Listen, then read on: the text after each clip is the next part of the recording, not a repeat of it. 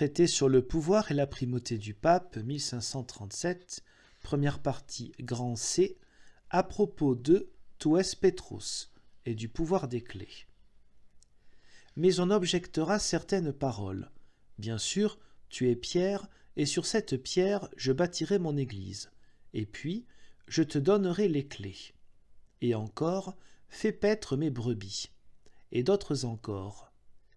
Cette controverse a été amplement et soigneusement traitée dans nos livres, et il n'est pas possible d'en faire ici une recension complète. Nous nous référons à ces écrits et tenons à ce qu'on les considère comme reproduits ici. Pourtant, nous répondrons brièvement sur l'interprétation de ces paroles. Dans toutes, Pierre tient le rôle collectif de tout le collège des apôtres, comme il apparaît dans le texte même.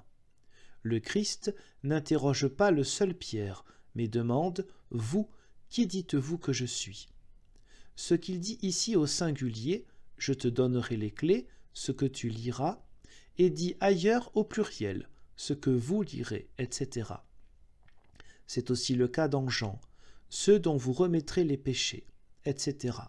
Ces paroles attestent que les clés sont remises également à tous les apôtres, et que les apôtres sont tous envoyés également. Il faut reconnaître que les clés reviennent non à la personne d'un seul homme sûr, mais à l'Église, comme en témoignent de nombreux arguments très clairs et très solides. En effet, le Christ, parlant des clés, dans Matthieu 18, ajoute « là où 2 ou 3 seront assemblés sur la terre », etc. Il attribue les clés, souverainement et sans intermédiaire, à l'Église. De même, et pour cette raison, l'Église détient souverainement le droit de vocation. Dans les paroles ci-dessus, Pierre tient forcément le rôle de tout le collège apostolique. Elle n'attribue donc aucune prérogative, aucune supériorité, aucune domination à Pierre. À coup sûr, puisqu'il est dit « Sur cette pierre, j'édifierai mon Église ». L'Église n'est certainement pas édifiée sur l'autorité d'un homme, mais sur le ministère de la profession faite par Pierre, proclamant que Jésus est le Christ, le Fils de Dieu. C'est pour cela qu'il lui parle comme un ministre. Sur cette pierre veut dire sur ce ministère. En outre, le ministère du Nouveau Testament n'est pas lié à des lieux et à des personnes, comme le sacerdoce lévitique. Il est dispersé sur toute la surface de la terre.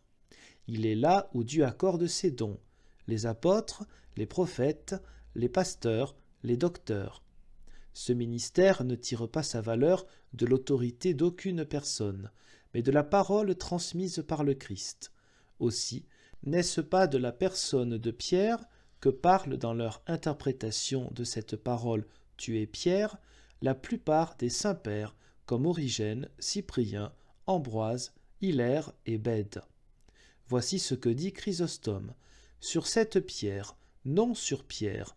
Ce n'est pas sur la personne, mais sur la foi de Pierre qu'il a édifié son Église.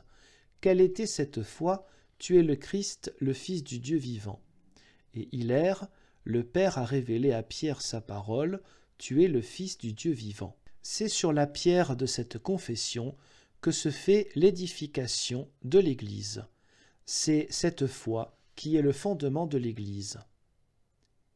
Et ce qui est dit « fais paître mes brebis » et encore « m'aimes-tu plus que ceci » il ne s'ensuit pas du tout qu'une supériorité particulière ait été transmise à Pierre.